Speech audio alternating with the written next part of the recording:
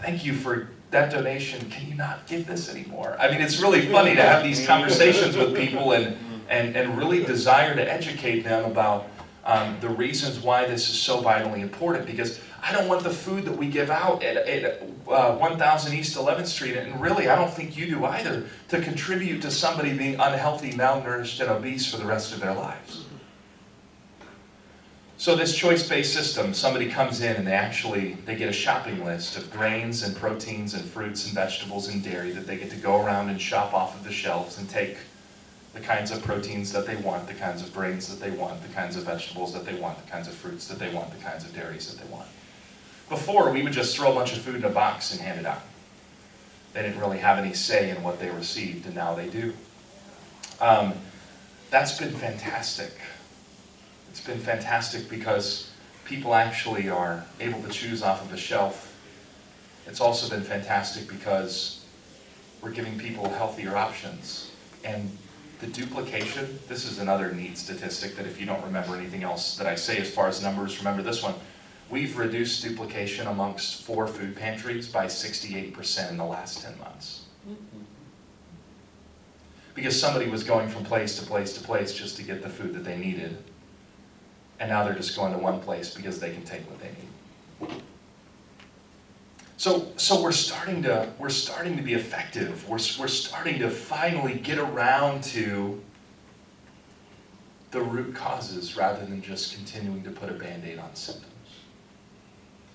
I'm happy to report to you too that our numbers are down by about 20% from where they were last year. And I attribute that to our programs. I attribute that to what we're doing to empower people to be self-sufficient. And the other neat thing that I have, and then I'll be quiet and you guys can ask questions, but we also, as a part of our commitment to provide healthier options for clients, and it started with a pallet garden that we had. And then one pallet garden grew into 2, and 2 grew into 4, and 4 grew into 10, and 10 grew. We have 20 pallet gardens now. Well, we don't anymore. We had to, till everything up and winterize it and get it ready for the winter so that we could plant again in the spring. But and then we also have a garden that's 50 by 50 that we tilled on the side of our building that we've been growing fresh produce in all summer. And that clients have been coming and working in this garden, and the clients that come through the doors are able to glean from the food that other clients have been helping to grow on the side of our building. Next year we're looking into also getting a greenhouse so that we can grow our own produce year-round. We're conserving our own water. We have water conservation that takes place from 3 of our gutters on the side of our building. And we also have our own composting system. So this is a 100% organic, non-herbicide, pesticide garden that we're allowing our clients to work in. We've gleaned about 10,000 pounds, that's 5 tons of food out of that this summer. This summer season, probably a more accurate term, this season we're on track to distribute 100,000 pounds of fresh produce from farmers, growers, and gardeners in Douglas County. Last summer, to give you some perspective, we did 28,000. And and we give out recipes with this fresh produce too, so that folks know what do you do with a big, huge yellow squash? Well, you make squash boats, and so we have our garden, our cooking classes. We have wellness programs. I don't spend a lot of time talking about those. Walking, exercise, aerobics groups that meet. We have case management that happens. All of this aimed at moving the needle back the other way, so that people in Kansas are going to look at Douglas County and say, everybody else's poverty rate and rate of people that are hungry continues to increase every year, and yours is going down, and we want to know why. And then we'll be able to tell our story about what we've done to provide systematic change to move the needle on the number of people that we've hopefully empowered to be self-sufficient. So, 25 minutes. That's good. So I apologize for being late, but what questions do you have that I can answer? Yeah. Is Just Foods involved at all in the recovery of food that are thrown away by grocery stores and restaurants? That's a great question. Did everybody hear the question? Yeah, go ahead. Okay. the question was, are we involved in the effort to glean food that's currently thrown away or composted from grocery stores and restaurants in Lawrence? We will be receiving in the next 30 days, and Graham, it's not a natural gas powered truck, unfortunately. It's powered by diesel, but a refrigerated box truck.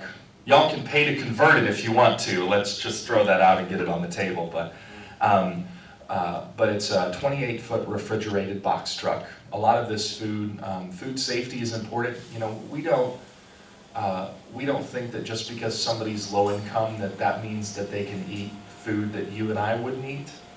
So that's to say that, you know, we're not going to transport dairy in a 95-degree van in the back of it and then put it in the refrigerator and pretend like that 15-minute transport didn't happen, and then, you know, say, well, you know, they're poor, they can just deal with it because it's free. So we've been waiting to get this refrigerated box truck, which we'll be receiving. We found one in St. Louis that the price is right, and that will allow us to safely transport food at the optimal temperature, either frozen or refrigerated, from grocery stores and restaurants. We do glean currently from Longhorn Steakhouse. They provide us with food every week, and we have basically a system with them, cooling blankets and a cooler that we use because it'll all fit in there and allow it to maintain the proper temperature. But that's been our big thing with not gleaning produce, and especially dairy items, and also food that's refrigerated and frozen, is because we haven't had a mechanism to do it, but we will have very soon. And we'll be starting that effort to recruit restaurants, and we've already got most of the grocery stores on board, especially with dairy, since that's really the hardest thing to get. It's interesting that currently at Dillon's on Mass Street, they're a 100% green store. And so that means that the yogurt that they have that, you know, goes out of date, an employee has to go out back and, you know, take the plastic top off and recycle that, take the foil top off and recycle that, dump out the yogurt in their food compost, and then recycle the plastic. Just going to be a whole lot easier for them to donate it to feed hungry people. No kidding. And so looking forward to saving some employee time and resources too with that. So great question. Yeah. All right, I had several comments or questions, but one of them, I guess the Thanksgiving food distribution. For example, what if the client actually wanted dried beans or tofu, or if they wanted chicken instead of a turkey? The question was, what do we do, and I'm paraphrasing here, so tell me if I get this wrong, but what do we do for clients who would like different options at Thanksgiving and Christmas for those? I didn't mention this, but I should have. Last Thanksgiving, we piloted a choice-based system, so we allowed clients to, one of the questions we asked them was, do you have the ability to prepare your own meal?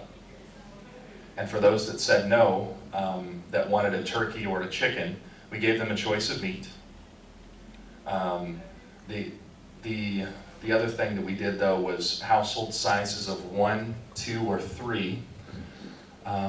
We weren't going to give them because the turkeys that we had last year were 18-pound turkeys. That's a lot of food for 3 people. And so we had 7 to 10-pound chickens.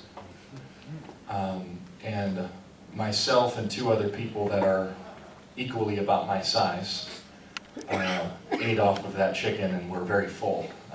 We can put away some food. So we did give people options. We did give them a vegetarian option. We did give them a kosher option. And we did offer to prepare any of those foods that they wanted last year for Thanksgiving and Christmas, and we also will do that again this year.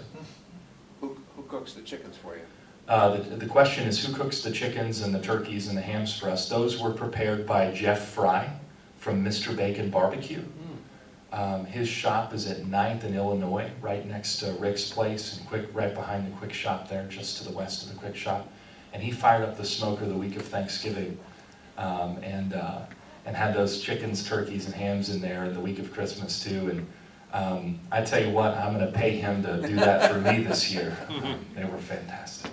Go What for it. about the Oh. definition of food insecurity? I thought it also included people who weren't quite sure where the next meal was coming up, or growing up and not sure that you're getting idea from your parents that you're not sure where the next few meals are coming for, or if you'll have, you know, almost enough to eat good food, but not really being sure that you're gonna have. I thought it included a little broader range than what you did. Well, the question's on the definition of food insecurity, and I think we've made it mean many things.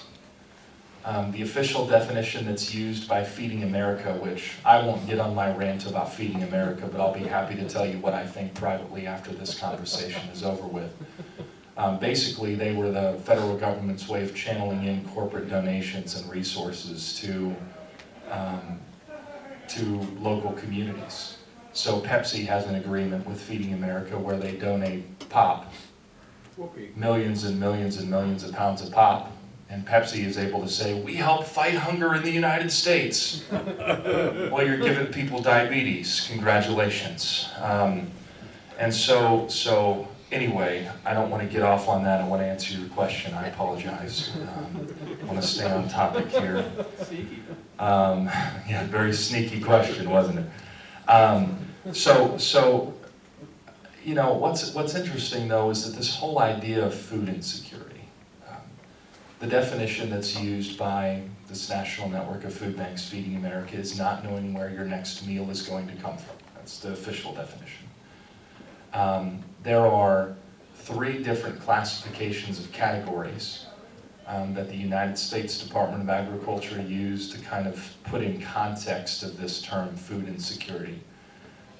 People that are at risk of being hungry is one category. Now just humor me for a moment and just think about this with me. Those that are at risk for being hungry, those who have a slight risk for being hungry, and those who have, I think the words are potentially no risk for being hungry.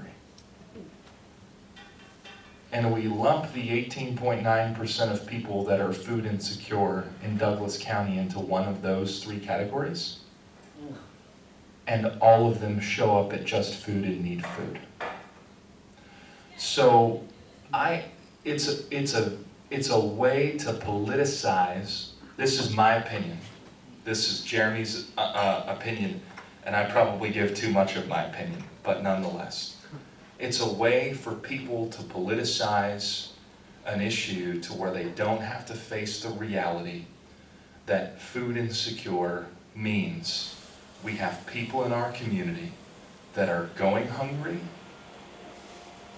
today, that went hungry yesterday, that are going to go hungry tomorrow, and in addition to that, they're not eating food that's good or right or nutrient dense for them. And so I just hate the term because it, you know, we don't use it anywhere else. And I think that's really telling. I mean, can you imagine Loring Henderson getting up here and talking about the shelter insecure population we have in Lawrence? He wouldn't do that. But we do with hunger. So, yeah. How do you, I think it would be helpful, Jeremy, if people understood how much more food you can get with the same dollars we might be contributing to food banks, actual food. Mm-hmm. How much more leverage you get if we just contribute money.